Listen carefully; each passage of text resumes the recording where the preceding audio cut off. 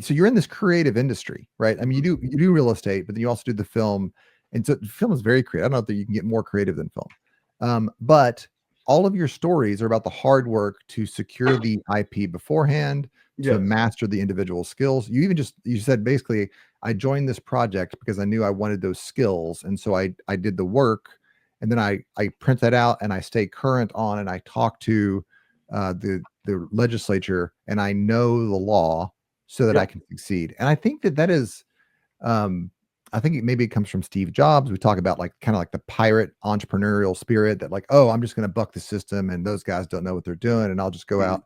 No, real business owners that make a dent in the world master the law, master the Mhm. skill sets, and then it's really easy for them to execute the creative side. I think it's I love that aspect of everything that you're talking here. And the other side of it is, like navigating I operate on percentage of error, right? Okay. So when I've been working on the project and up until this point, I started establishing what's called percentage of error. What's the percentage of error that this is going to happen or that's going to happen, or on another project, we were concerned that some of our Kentucky spend based expenditures for in-state, out-of-state payroll, in-state, out-of-state vendors were going to be eliminated. So we really started having those phone calls, and we came down to the understanding of the Excel sheet of spending. Is like we're going to allow ourselves about $5,000 above the minimum threshold, right? I think we ended up with after all, like we spent about 200,000 on the project, and then after the bureaucrats go through and say this, they start knocking everything out. We were just at the applicable expenditures were like at 142,000. So I gave us within 5,000 to be safe. I'm like, we can't get any lower than this. The finish line of getting everything filed, processed, accepted, done, and then there's like this eerie dead period. And I was Yeah. like, I was on the phone with her like multiple times a day. Hey, we got this done. Hey, we got that signed. Hey, we got that re-signed and updated and processed. Hey, we got that done. There was a lot of that.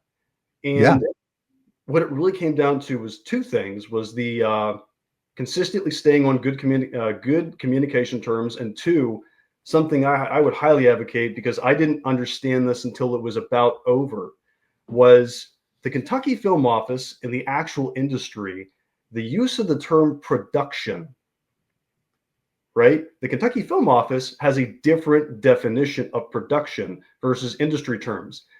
The Kentucky Film Office originally, when we were doing the process, did not recognize pre-production and post-production. Those are three different types of productions, right? Hey, we're done spending. Well, we made the mistake of, saying, hey, we're done with production.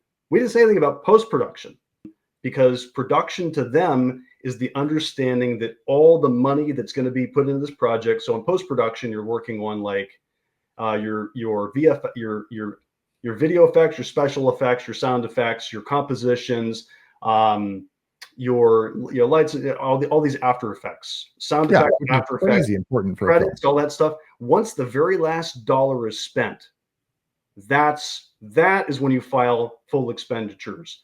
Don't do any of that stuff until the very last dollar is spent. Done. End of story.